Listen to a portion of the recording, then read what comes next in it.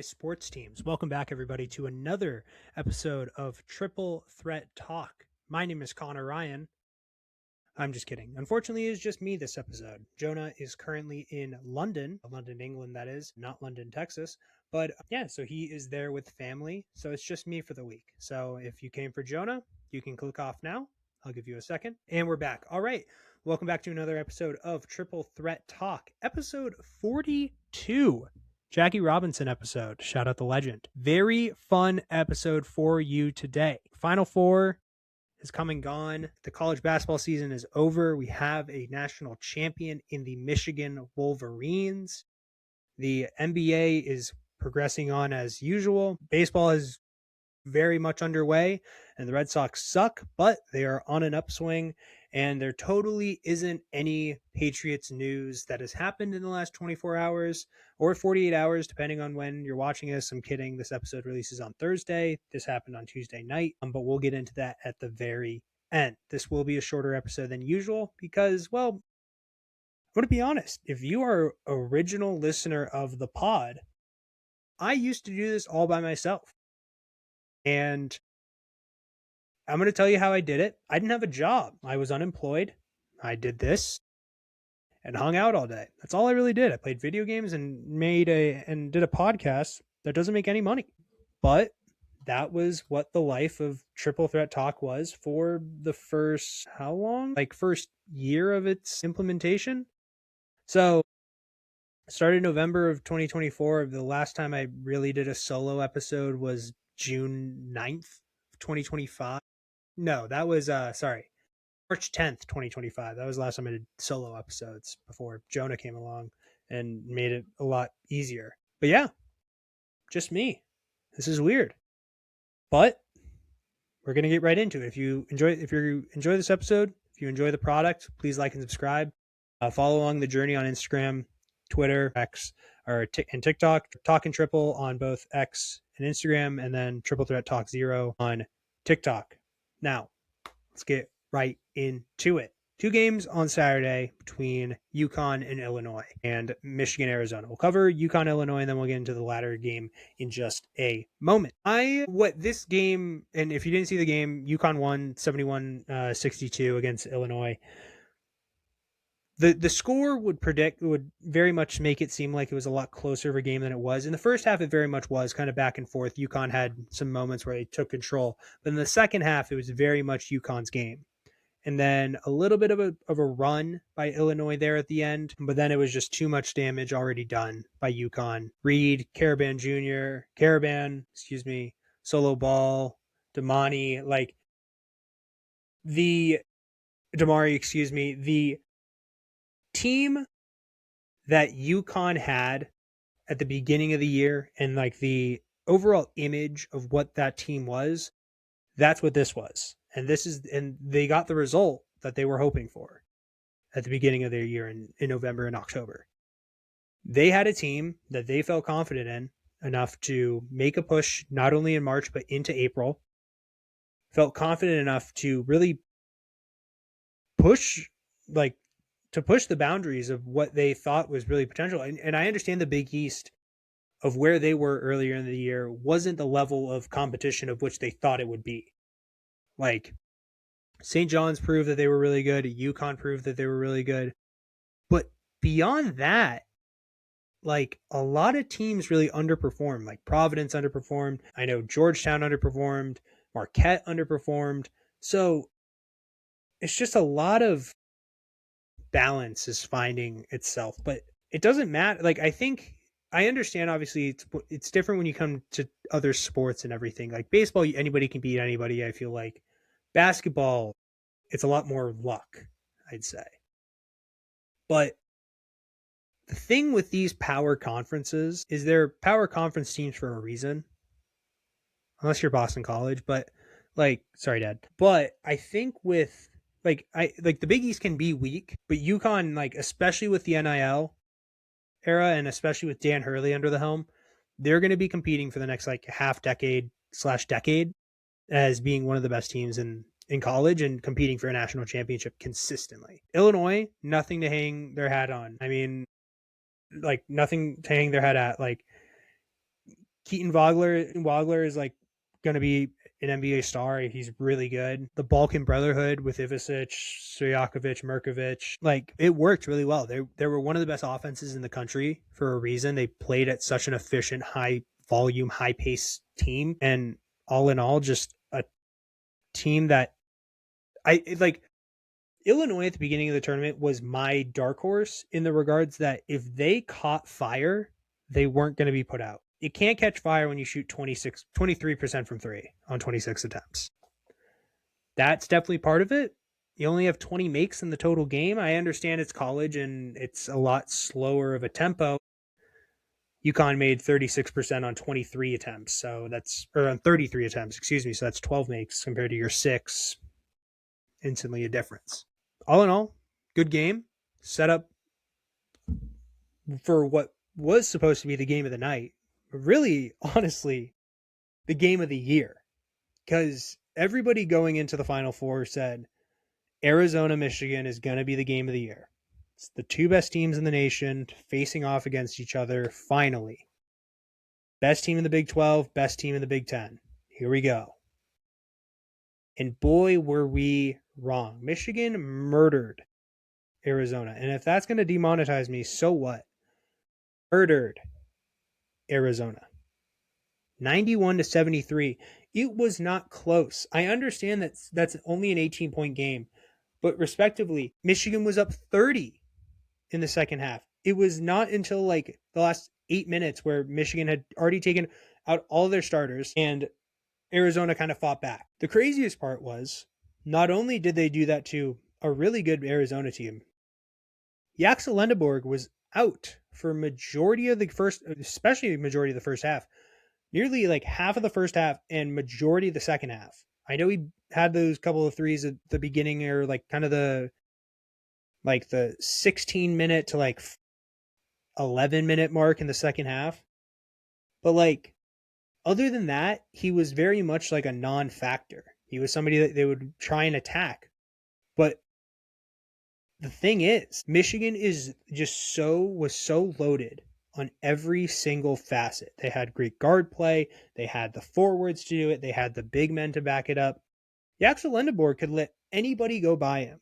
And Ade Mara and Marquez Johnson are literally sitting there ready in help side defense to just stop you within 8 feet of the basket. I understand the power of being on a championship team. And like, I understand like hindsight is 2020 and you see a player and you're like, of course that player was supposed to be good. But the fact that Ade Mara wasn't like a top 15 pick projected already in the NBA is kind of ludicrous. I understand like the age factor, but like we're entering an era where I think the NBA needs to focus more on getting developed. Like, okay, I think there are certain teams that need to focus on getting more developed talent than they need to focus on more superstar talent. Here's why. I think the best thing for the Lakers would be Ade Mara. 7'2", really solid defensively, one of the better defensive big men in the country. Can move well, catches the ball well, can catch in space, move the ball in space. Luka Doncic would throw every lob to every single spot that he would want it at, and it would be perfect every single time. I think the Celtics would utilize Ade Mara perfectly. Unfortunately, he won't be either available for either of those picks because he's that good. But I think, like, I know Dalton Connect was kind of a miss a little bit, but I also think that he has a lot in there. It's just when you have 3 ball-heavy superstars or players in Austin Reeves, Luka Doncic, and LeBron James, it's tough for other players to get opportunities when like Austin Reeves is your third option. LeBron is your third option most of the time. But like Ade Mara's stock went through the roof, especially with that game against Arizona. It was by far like 26 points, 9 boards, 3 assists, 2 blocks on 68.8% shooting. Yeah, it's really good. Their All-American, their first team All-American was out for majority of the game. And they beat the supposed second best team in the country, like ranking wise. I understand. They beat Arizona by 18 on one of the biggest stages ever. Yeah, that's crazy. That's crazy. 44.4% from 3 compared to Arizona. Shot 35, but One team shot 27 threes, the other shot 17. So that's a difference maker right there. Arizona looked terrified 90% of the time whenever they had the ball. It's as simple as that. There were too many times that a possession for Arizona resulted in just a clusterfuck of whatever than it led to a result of good basket or a good miss, worst case scenario. Yeah, Michigan was just said, hey, it's okay. We're just way better than you. And wasn't close, really, at all. So, what are you going to do? Leads us to the national championship game. Monday night. Let me get my rant out there real quick. 8:50 start time? What the fuck is that? Respectfully, of course. Excuse my French. What the hell is that? 8:50? 8:50. I understand it was I understand it was in Indianapolis. I understand. I get that. But like, you want to take out a majority of your demographic like instantly? You want to take out like UConn is located on the East Coast. The game started at 8:50 Eastern time. So nearly 9 o'clock. So what, UConn fans got to watch the first half and had to wake up tomorrow? Like, I understand, like, obviously it's like if you're a legit fan, you're going to probably just stay up and deal with the consequences in the morning. But what executive in their mind said, yeah, 8:50. Like, who on like the Final Four like viewing committee was like, okay, hear me out. What if we left like 50 minutes of dead space? Thoughts? If you start that game at 8 o'clock, perfect.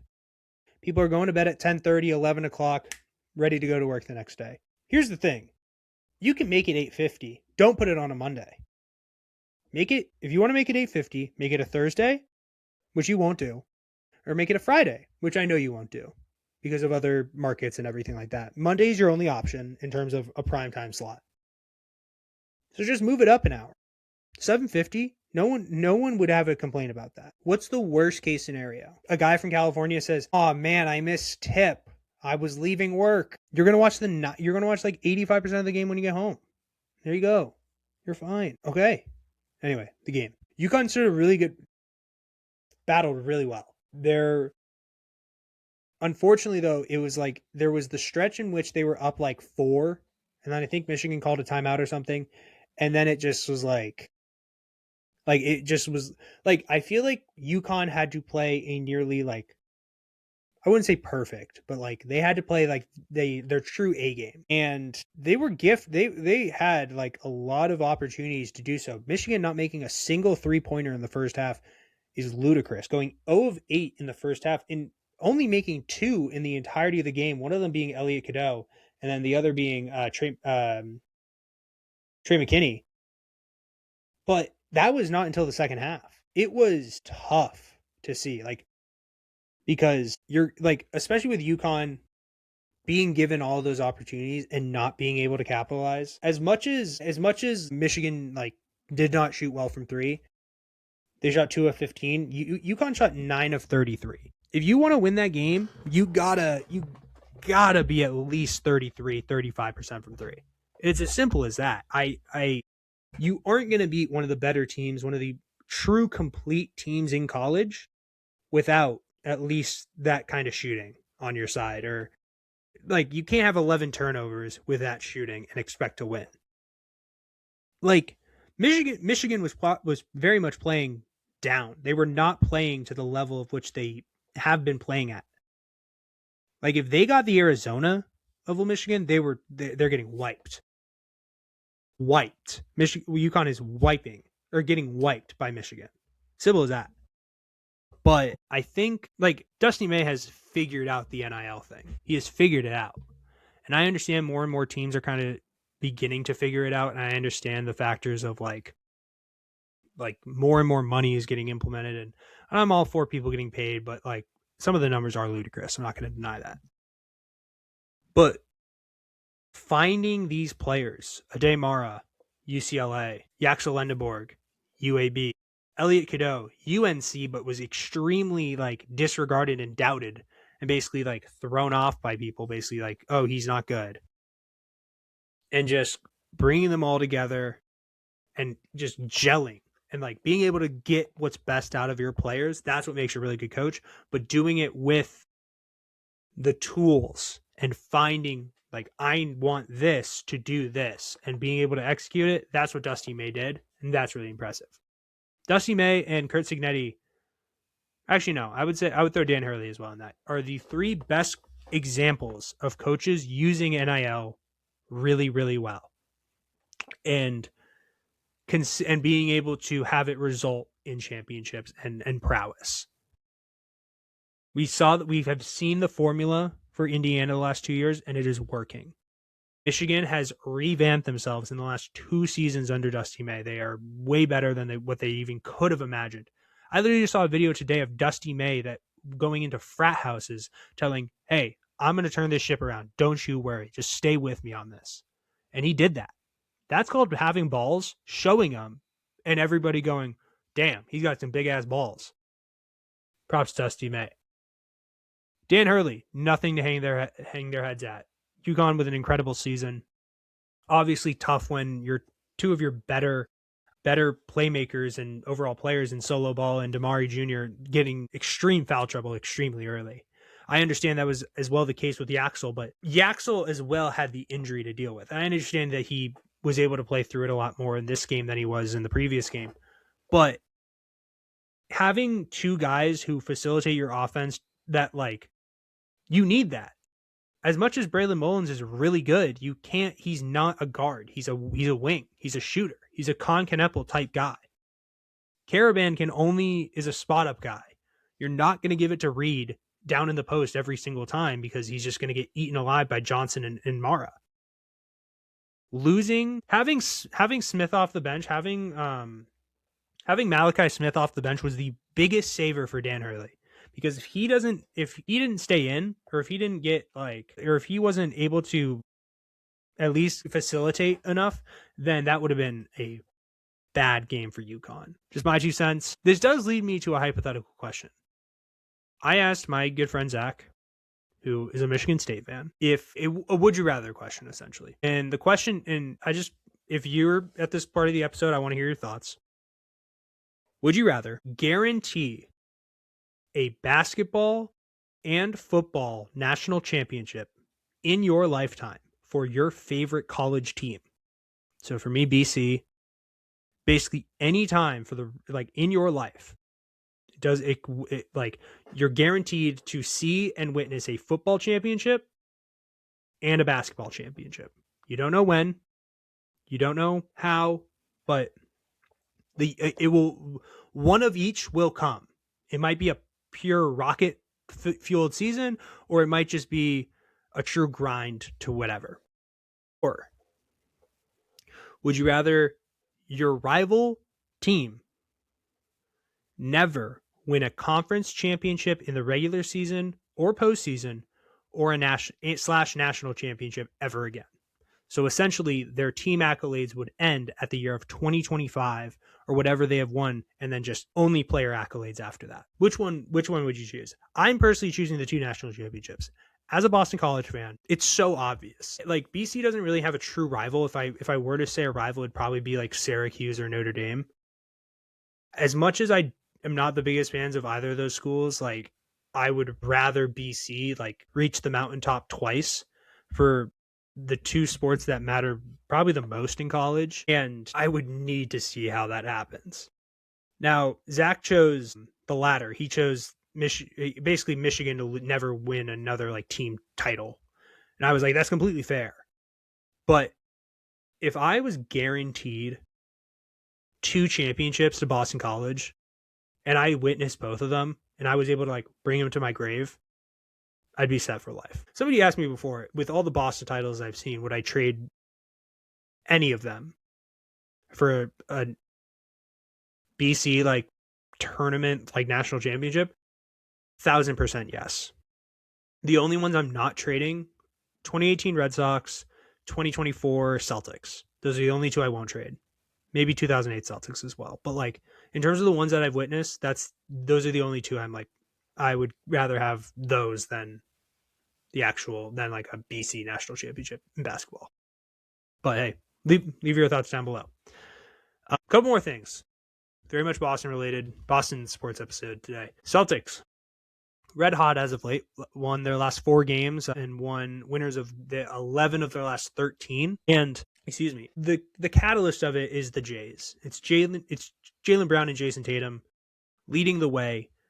And it is perfect the way that they are rising in terms, like they are peaking right at the right time. The Celtics are very much figuring it out when they need to. 1 win away from guaranteeing the second slot in the Eastern Conference. All they really need is a loss from the Knicks or a Celtics win. That could happen tomorrow night, or technically tonight. This episode does come out on Thursday, when the 9th, when the Knicks and the Celtics play at the Garden. MSG, that is, not the real Garden, TD Garden. The Celtics are playing really good basketball. Jason Tatum is the most all-around player in the NBA right now, in my opinion. He can pass. He's the most underrated playmaker in the NBA as well. Top 10 passer he is behind LeBron. I think he's the best passing forward in the last 15 years. Like a true wing forward, like that 3, low, small 4 type player. I think he's the second best passing wing since LeBron. He uses his height so effectively. He's able to find people. He's able to make the wraparound passes, but he also just gets opportunities. His gravity is just so great. And of course, who's the number one guy who's getting the most assists right now from Jason Tatum? Jaylen Brown. Jaylen Brown has solidified himself as one of the best scorers in the NBA. If you can't admit that, I don't know what you're watching. I understand there's the debate of Jason, Jaylen, which one's better. Oh, can they First off, they've been teammates for 8 years. If they can't if they haven't been able to coexist until now, then they would have been traded a long time ago. Number 2, they're both awesome. They're both really good. They're both better than 99.9% of the entire planet at the game of basketball. So what are we as media members, former retired players who they would kick our ass? I don't care if Jordan played them. Respectfully, if you are better than me at this moment, you're better than me at this moment. That's what those two players are. At this current moment, they're better than 99.9% of the population on this planet at the game of basketball. It's as simple as that. Derek White's awesome. Neemias Queta is playing like the most improved player of the year. Vucevic is back. Peyton Pritchard's awesome. Sam Hauser's finding his shot. Jordan Walsh needs more minutes. Hugo Gonzalez, I love. Shout out Catan. Ron Harper Jr. just got a contract. Shout out him. Luka Garza rocks. Max Shulga, the future. Amari Williams, the future. You're getting anybody? Celtics are red hot. They're gonna win the East. I think they're gonna win the finals. I understand OKC and the San Antonio Spurs are a team, but let me put it to you like this. Full strength, we beat the Thunder. Not at full strength, we lost to them by a game-winning shot from Shea. And then the last time we played the Spurs, Jaylen Brown got ejected for no reason, and we lost by 8 points or something. And that was Jason's 4th game back. So yeah, I feel pretty confident in the Celtics. Sure, am I a loser Boston fan for that take? Yeah, sure. But I'd rather be a loser Boston fan that believes in my guys than not. So what are you going to do? Boston Red Sox, speaking of losers, the kids are dying. If you know, you know. No, I mean, Red Sox have very much had a shaky start to begin the year. 4-8 on the year so far. Very much on the upswing, though. Very much. If this was the upswing, we're right here. Essentially, 2-8 to start the year. They've won the last 2. Ended up somehow winning the series against the Brewers, which was massive. Somehow. Don't know. But I think it is just here's the thing. The Red Sox season could either go one of 2 ways. It's either going to go fantastic. Everybody's going to prove everybody wrong. They're going to push the limits. They're going to make a contender. They're going to be a contender for the title. Or everything is going to go to the worst case scenario that everybody was thinking was possible, and we're screwed. So I don't really know. I don't think it will be middle. I think it's just unfortunately been too many years of middle that I don't think it will be middle. If that makes any sense. I don't know. I love Roman Anthony. I love Willie Abreu. I love the Red Sox outfield. Shout out to Don Rafaela. Love Garrett Crochet. Sonny Gray's playing really well. Ranger Suarez, figure it out. Caleb Durbin, I love you. Dirt Dog Durbin. I'm gonna rant about work for a little bit. If you don't know, I work in customer service at an insurance company. I'm not going to reveal the name, but some of the things I hear on that job are just some of the dumbest things ever. I heard a woman tell me verbatim, "Why should I get an accident? I only hit a pole. It's not like I hit some fucking kid or something." I'm sorry, what? Like, what do you mean? It's quite literally the definition of an accident. You hit a pole. So question, if you hit like a building, what would it be? Like not an accident or something? Like what do you think is going to happen? I had a customer today, or I had an agent today. Long story short, we're the carrier. So we don't make any of these changes to the policy. We only primarily handle billing. But the agents, the insurance agents, they can make changes. Like canceling your policy on accident. Totally doesn't happen every week or something. Fortunately, it does. Today I was helping somebody and they said, "Hey, Connor, can we reinstate a policy? The agent accidentally canceled it." "Nope, we can't. It has to be done by underwriting." "Why?" "Because they're legally bound to do it." So what did I tell the guy? Can't do it. Told him they have to speak to underwriting. The underwriters leave at like 3:30, 4 o'clock. Anybody want to take a guess on when this person called in? 4:30 p.m. Fun fact, for the policies, if you were to make a change on it, it wouldn't show until the next day. So really nothing would change if you saw it in the morning compared to if you saw it in the afternoon. So why the hell did this agent just call in on this policy? It's been canceled for a week and she's just realizing this mistake. So we're supposed to move the world for them, but they don't want to move the world for us. Got it. Next time that agent calls in and says, "Hey, can you do this?" I'm going to say, "No." That's such a lie. I would get fired. But I would tell them, "Hey, you were the one that did the accident. I'm canceling the policy. Did you keep that customer?" And if they say no, I'm going to laugh. Because that's funny. That's very funny. I love customer service. I'm kidding. I don't like customer service. But hey, unless I do something about it, I can't really complain. So what are you going to do? Ladies and gentlemen, that has been another episode of Triple Threat Talk. I understand it was a shorter one this week, but hey, by myself, it's tough to do an hour episode when I'm running on an 8-hour day. So what are you going to do? If you enjoy this episode, please like and subscribe. Please follow along the journey on X, TikTok, Instagram. The socials are down below. You know where to find them. Next week, I do believe Jonah will be back for episode 43 of Triple Threat Talk. My ball knower player of the day, Aaron Gray, Chicago Bulls legend. Ladies and gentlemen, I will see you all next week for another episode of Triple Threat.